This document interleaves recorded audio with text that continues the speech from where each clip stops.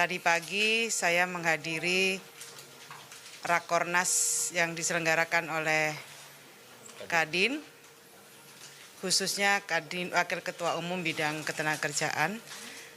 Kadin mengundang semua stakeholder ketenagakerjaan.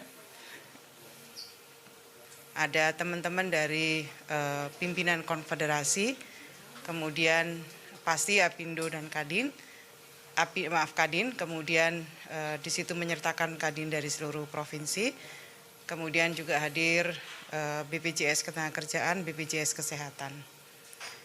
Dan di forum tersebut saya ketemu dengan Bang Andi dan Bang Said Iqbal, kemudian saya ajak beliau berdua ini ke kantor Kementerian Ketenagakerjaan.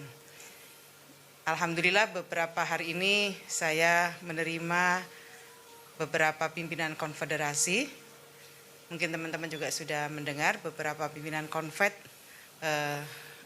sudah datang ke saya dan saya berdialog dengan teman-teman pimpinan konfederasi. Hal ini saya menyempurnakan untuk mendengar pandangan, masukan dari Presiden apa Ketua Umum ya? Presiden. Oh, Presiden. Keren nih Presiden. Presiden KSPI dan Ketua Umum ya, Presiden juga. Oh, Presiden, saya didampingi oleh dua presiden ini, oleh Presiden KSPSI.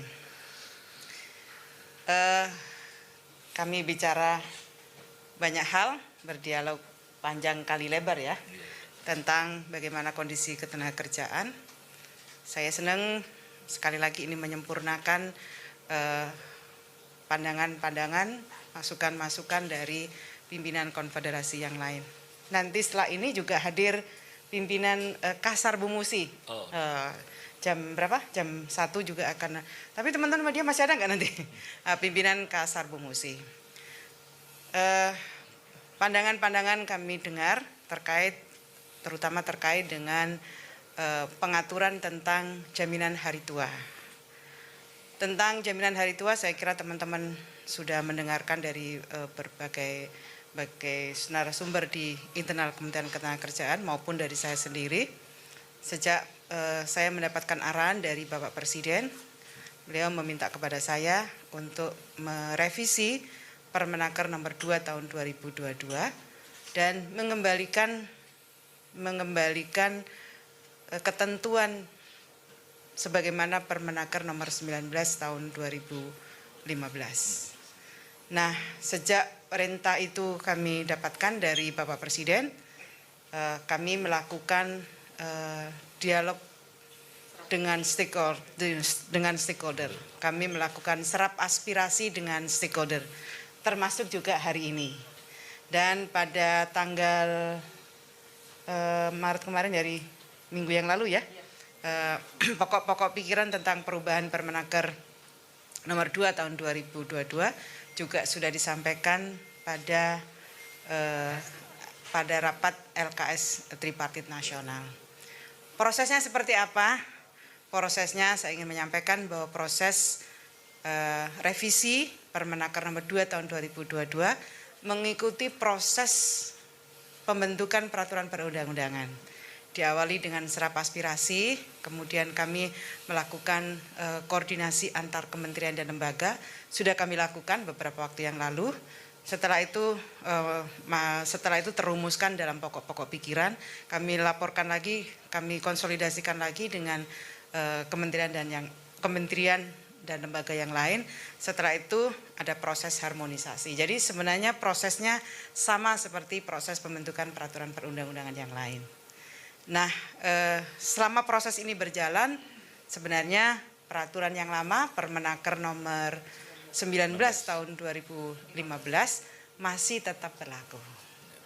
Isi dari revisi Permenaker nomor 2 tahun 2022 ini adalah mengembalikan sebagaimana ketentuan Permenaker 19 tahun 2015 ditambahi dengan kemudahan secara administratif pengurusan jaminan hari tua.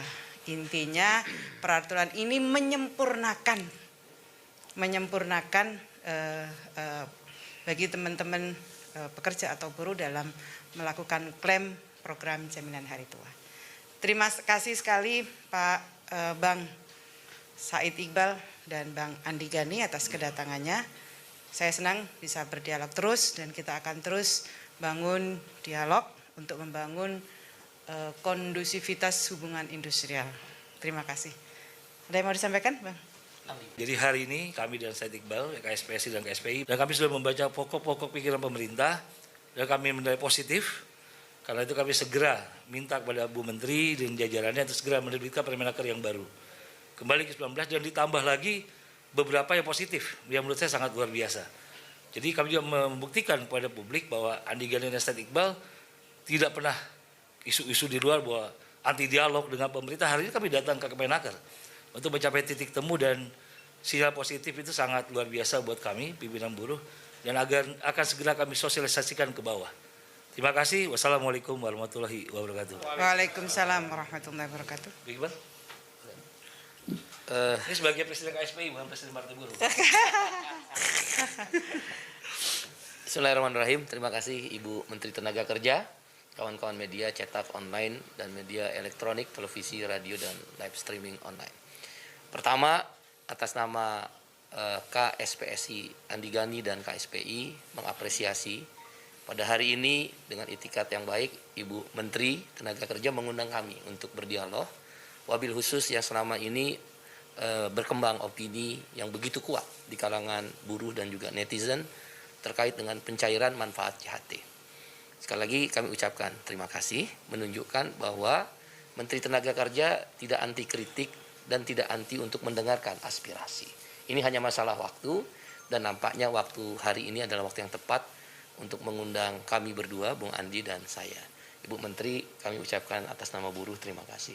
Yang kedua, pertemuan ini juga ternyata saya ingin menggarisbawahi apa yang disampaikan oleh Ibu Menteri, bahwa yang dimaksud revisi jaminan hari tua terhadap Permen nomor 2 tahun 2022 adalah sudah clear, yaitu yang disampaikan Ibu Menteri, saya garisbawahi, mengutip kembali, menyempurnakan apa yang sudah ada di Permenaker nomor 19 tahun 2015. Dengan demikian, tentang mungkin pernah saya katakan akal-akalan atau ada sesuatu yang kurang layak, ya, maka saya ingin berterima kasih penjelasan ini menjelaskan kepada saya dan Bung Andi dan seluruh buruh Indonesia yang dimaksud revisi itu ada dua hal. Satu, mengembalikan aturan yang lama Permenaker nomor 19 tahun 2015. Yang kedua, Ibu Menteri bahkan meningkatkan, yaitu istilahnya menyempurnakan terhadap isi Permenaker nomor 19 tahun 2015 yang tadi sudah dikutip. Yang pertama adalah terkait pekerja kontrak atau PKWT dan pekerja bukan penerima upah. Itu pun di cover dalam aturan Permenaker yang nanti akan dibuat. Dengan demikian, istilah revisi adalah istilah menyempurnakan dan sudah clear bagi kami serikat buruh, justru ada peningkatan kebaikan. Yang terakhir, tentu banyak persoalan ke depan tentang masalah ketenaga kerjaan, termasuk Omnibus Law dan aturan-aturan lain. Pertemuan-pertemuan dialog seperti ini, di mana Menteri Tenaga Kerja mengambil peran sebagai tupoksinya, kami harapkan akan ada keberlanjutan. Dengan sebuah harapan bagi menteri-menteri di luar domain Menteri Ketenagakerjaan, sebaiknya tidak mengintervensi lebih jauh. Akan lebih kuat kalau kebijakan ketenagakerjaan menjadi domain Menteri Tenaga Kerja. Seperti sekarang ini buktinya semua bisa selesai.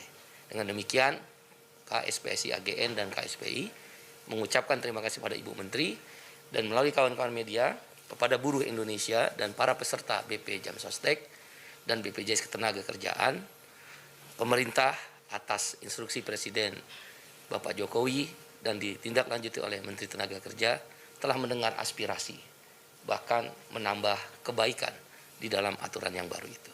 Terima kasih. Baik, terima kasih. Cukup ya teman-teman ya. Penjelasannya sudah clear. Saya sekali lagi terima kasih atas kehadiran dua sahabat saya ini, pasti kehadiran sahabat-sahabat yang lain juga akan terus kami lakukan untuk berdialog. Opo? Yang mana? Yang mana?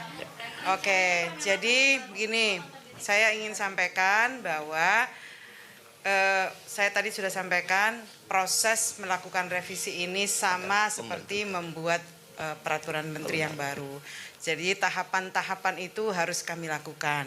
Tadi sudah saya sampaikan serap aspirasi sudah dilakukan, kemudian di Tripnas sudah kita lakukan, tinggal berikutnya kita akan sampaikan draft ini kepada DPR, saya sampaikan secara tertulis, kemudian proses harmonisasi. Dan saya ingin sampaikan, sebelum ini selesai, peraturan yang lama, Permenaker nomor 19 tahun 2015, itu tetap berlaku. Jadi kalau teman-teman misalnya ada, naudzubillah min dzalik, tidak ingin ada yang mengalami PHK atau mengundurkan diri, kemudian ingin mencairkan, melakukan klaim JHT, maka ya tetap bisa sebagaimana Permenaker nomor 19 tahun 2015. Jadi itu intinya. Teman-teman kan kalau mau PHK, mau mengundurkan diri nggak bisa klaim nih. Bisa karena Permenaker yang lama itu masih berlaku. Permenaker yang baru yang 2022 itu kan berlakunya masih bulan Mei. Jadi sampai bulan Mei ini masih berlaku nomor 19 dan proses sudah kita lalui. Saya berharap prosesnya harmonisasinya juga berjalan dengan cepat sebelum berakhirnya batas waktu berlakunya Permenaker 22 2002 itu berlaku. Ini diharapkan sudah selesai. Semakin cepat semakin baik. Oke. Ya. Tadi sudah saya katakan ya, sampai hari ini pun masih berlaku Permenaker 19 2015. Iya. Jadi gini, saya mau jelaskan ya. Permenaker 2 2022 itu akan berlaku sampai kan anunya ya, berlaku Mei 2022. 4 Mei 2022. Nah, sampai Mei ini pakai aturan mana? Pakai aturan Permenaker 19 tahun 2015. Yang JHT itu ketika teman-teman mengalami PHK atau mengundurkan diri, maka dia juga bisa klaim langsung tanpa menunggu usia 56 tahun. Clear nggak ini? Nah, clear. Nah, Permenaker nomor 2 tahun 2022 kita akan revisi. Tadi isi revisinya adalah mengembalikan ketentuan tentang klaim JHT sebagaimana Permenaker 19 tahun 2015, ditambahin kemudahan-kemudahan baru dalam mengklaim JHT. Jadi ini edisi penyempurnaan, kira-kira begitu. Clear ya? Oke. Bu, jadi perubahan revisi tetap nggak perlu menunggu sampai usia 56 tahun kan ya, Bu? Nanti untuk Ampun deh. Gini ya, mohon diulang lagi. Diulang ya. Sekarang ketentuan tentang klaim JHT itu bisa dilakukan tanpa nunggu 56 tahun. Kenapa? Karena masih berlaku Permenaker yang lama. Clear apa enggak? Clear. Kemudahannya Bu yang direvisi itu kan ada perubahan. Yang pertama kemudahan itu klaim itu bisa dilakukan dengan persyaratannya dipermudah. Yang dulunya 3 ya, menjadi 2. Bukti itu cukup dengan kalau nggak ada KTP maka bukti yang lainnya. Kemudian bisa dilakukan secara online. Kemudian apalagi? Tidak ada visa buat yang meninggalkan ini. Ya, ada beberapa kemudahan-kemudahan administratif yang tidak diatur di Permenaker 19 2015. Jadi intinya ini edisi penyempurnaan.